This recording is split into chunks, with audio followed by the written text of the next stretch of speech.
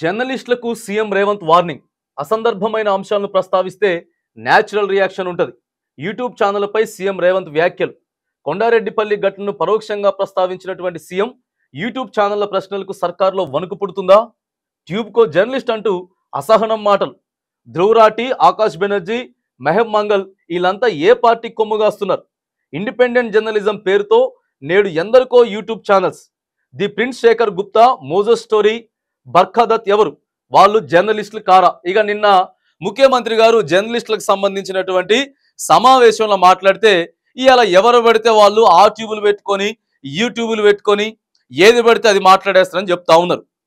మరి ఇలా ముఖ్యమంత్రి గారు ఆ రోజు ప్రతిపక్షంలో ఉన్నప్పుడు కేసీఆర్ గరిడె పాలన దించాలే, ఇష్టానుసారంగా వ్యవహరిస్తా ఉన్నాడు, నియంత పాలన చేస్తా ఉన్నాడు, చిన్న పెద్ద తేడా లేకుండా అందరూ ప్రశ్నించాలా ఏకతాటిపైకి వచ్చి అని చెప్పినటువంటి ముఖ్యమంత్రి గారు ఆయన అధికారంలోకి రావడం కోసం, కాంగ్రెస్ పార్టీని అధికారంలోకి తీసుకురావడం కోసం కొన్ని వందల యూట్యూబ్ ఛానళ్ల ద్వారాగా మరి ప్రభుత్వాన్ని ప్రశ్నింపజేసినటువంటి ముఖ్యమంత్రి ఇగో ఈ రోజు మరి అధికారంలోకి వచ్చేసరికి ప్రశ్నించేటోళ్ళు అంటే ఎందుకు భయం అవుతా ఉన్నది? యూట్యూబ్ ఛానల్స్ అంటే ఎందుకు భయం అవుతా ఉన్నది? మరి ఆ రోజేమో ప్రశ్నించాలని చెప్పేసి మనమే ప్రోత్సహించి ఈ రోజేమో ప్రశ్నించకూడదు, ఎవరు పెడితే వాళ్ళు మాట్లాడుతూ ఉన్నారు అనేది మరి ఎంతవరకు కరెక్ట్ అని చెప్పేసి కూడా మేము అడుగుతా ఉన్నాం. మరి ఢిల్లీ వేదికగా ప్రధాన పార్టీలన్నింటినీ కూడా ఇవాళ బీజేపీ పార్టీ చేస్తున్నటువంటి తప్పొప్పుల్ని ఎండగడుతున్నాయి యూట్యూబ్ ఛానల్స్ కావా? ఇవాళ మరి కాంగ్రెస్ పార్టీ అధిష్టానానికి అండగా నిలబడి పనిచేస్తున్నది యూట్యూబ్ ఛానల్స్ కాదా? జాతీయ పార్టీలను కూడా ఈరోజు యూట్యూబ్ ఛానల్సే ప్రభావితం చేస్తూ ఉన్నాయి. ముందుకెళ్తున్నటువంటి టెక్నాలజీతో పాటు ఆయాల కేసీఆర్ ఉన్నప్పుడు ప్రధానంగా పనిచేయాల్సినటువంటి దినపత్రికలన్నీ కూడా ప్రభుత్వానికి అమ్ముడుపోయినాయి. ఏం చూపిస్తలేరు, ఎవరికి వాళ్ళే ప్రశ్నించాలి అని చెప్పి మాట్లాడినటువంటి ముఖ్యమంత్రి గారు మరి ఇవాళ అధికారంలోకి వచ్చేసరికి ఇవాళ కూడా దినపత్రికలను ఏం చూపిస్తున్నాయండి? ఏం చూపిస్తలేవు. కొన్ని న్యూట్రల్గా పోతున్నాయి, కొన్ని ఏమో ఇక ప్రభుత్వానికే ఫేవర్గా మొత్తం చూపించుకునేటటువంటి ప్రయత్నం చేస్తూ ఉన్నాయి. ఇవాళ వరదలు వచ్చి అల్లడి తల్లడైతా ఉంటే ఆ వరదలు చూపించేటటువంటి ప్రయత్నం చేయట్లేదు.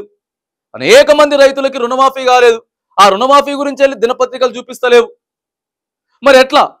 ఇంతవరకు వానాకాలం సీజన్ అయిపోయి వస్తా ఉన్నది, ఇంతవరకు రైతు భరోసా ఇవ్వలేదు. 6 గ్యారెంటీలు ఇస్తామని చెప్పినావు, మరి ఎప్పుడు ఇస్తారు సార్? సరే ప్రభుత్వానికి కొద్దిగా సమయం కావాలి, రైట్, మంచిదే, కానీ ఎప్పుడు ఇస్తారు అనేటటువంటి అంశాన్ని అడిగితే మరి ఎందుకు ముఖ్యమంత్రి గారికి భయం అవుతుందో అర్థం కానటువంటి పరిస్థితి ఉన్నది. మీరే నేర్పించారు కదండి ప్రభుత్వాన్ని ప్రశ్నించాలే.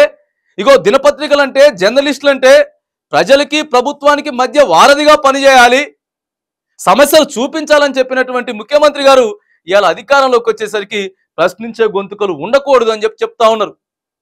అయ్యేటటువంటి పనేనా? ఇదంతా ఆపేటటువంటి ప్రయత్నమేనా? మనం ఆపాలని చూస్తే అంతకి ప్రశ్నించే గొంతుకలు రెట్టింపు అయితే తప్ప ముందుకు పోతున్నటువంటి సమాజంలో ఇలా మ్యాక్సిమం ఉన్నటువంటి కొన్ని వందల రాజకీయ పార్టీల్ని మొత్తం కూడా యూట్యూబ్ ఛానల్సే ప్రభావితం చేస్తూ ఉన్నాయి, యూట్యూబ్ ఛానల్సే ప్రమోట్ చేస్తూ ఉన్నాయి. జాతీయ పార్టీలైనా ప్రాంతీయ పార్టీలైనా ప్రశ్నించేటటువంటి తత్వంగా, ప్రశ్నించేటటువంటి గొంతుకగా ఈరోజు ముందుకు పోతా ఉంటే మరి ఇక సారేమో ఇలా ఇక ఎవరు పడితే ఏది పడితే అది మాట్లాడేస్తుర్రు, ప్రశ్నించేటోళ్ళు ఉండకూడదు అనేటటువంటి వల్గర్గా మాట్లాడినా లేకపోతే ఇష్టానుసారంగా మాట్లాడినా రైట్, మనం చర్యలు తీసుకోవచ్చు. అంతేగాని న్యాయబద్ధంగా ఇగో సమాజంలో జరుగుతున్నటువంటి అవినీతిని ఏదైతే ఉందో ప్రశ్నించేటటువంటి ప్రయత్నం చేసినప్పుడు ఎంకరేజ్మెంట్ చేయాలి. కానీ ఇలా మనం అధికారంలో ఉన్నాం, మనం బదనాం అవుతాం, ఎవరు పడితే వాళ్ళు ప్రశ్నిస్తారు అని అంటే అది ఆపేటటువంటి సాధ్యం కాదు. ఇప్పుడు విపరీతం ఎట్లయిపోయిందంటే అసలు కంటే కొసలదే ఎక్కువైపోయింది. ఎవరిది ఏ ట్యూబో తెలుస్తలేదు మాకు. ఇక ఆ ట్యూబ్లోకి ఎక్కడికంటే అక్కడికి పోయి అక్కడ ప్రజలు ఏదైనా మాట్లాడితే చూసిర్రా, జర్నలిస్టుల మీద దాడి అంటారు. ముందు జర్నలిస్ట్ అనే పదానికి డెఫినేషన్ మీరు ఇవ్వండి, మేము ఎవరిని జర్నలిస్ట్గా చూడాలో చెప్పండి. ఎవరికి తోస్తే వాడు ట్యూబు మెడకు పట్టీ కట్టుకొని ట్యూబ్కో జర్నలిస్ట్ అని బయలుదేరితే వాళ్ళు వ్యవహరించే విధానాన్ని బట్టే ప్రజలు వ్యవహరిస్తారు. ఏది పడితే అది మధ్యలోనే అడ్డదొడ్డం మాట్లాడి చూసిర్రా జర్నలిస్టులపై దాడి అంటూ యూట్యూబ్లపై సీఎం రేవంత్ రెడ్డి చేసిన వ్యాఖ్యలు పరోక్షంగా కొండారెడ్డిపల్లిలో మహిళా జర్నలిస్టులపై జరిగిన దాడిని ఆయన ప్రస్తావించారు. ముఖ్యమంత్రి స్పీచ్ వింటే ఎవరికైనా ప్రశ్నించే వాళ్ళంటే ప్రభుత్వానికి అంత భయం ఎందుకు, ఎంత ఉలికెందుకు అన్న ప్రశ్నలు మొదలైతాయి. ఇప్పుడు ప్రపంచమంతా డిజిటల్ యుగంలో ఉంది. ఈ దేశ రాజ్యాంగం భావ ప్రకటన స్వేచ్ఛ ఉంది. అన్యాయాన్ని ఎదిరించమని రాజ్యాంగ నిర్మాత అంబేద్కర్ ప్రబోధించారు.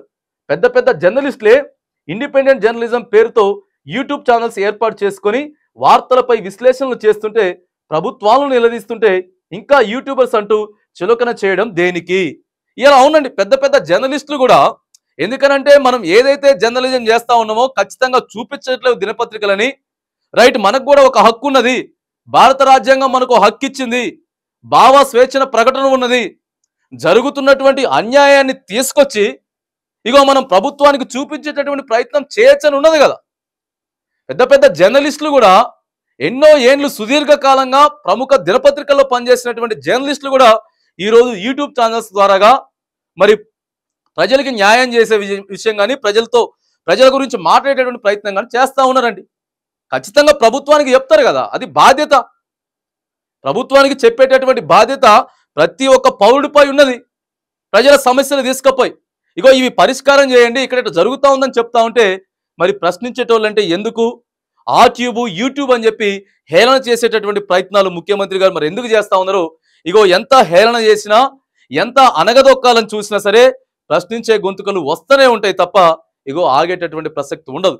ఆయన మనం అధికారం లేనప్పుడు ఒకలాగా మాట్లాడి ప్రశ్నించే గొంతుకల గురించి ఇవాళ మనం అధికారంలోకి వచ్చిన తర్వాత ఒకలాగా మాట్లాడడం మాత్రానికి ముఖ్యమంత్రి గారికి తగదు అని చెప్పి కూడా మనం చెప్తా ఉన్నాం.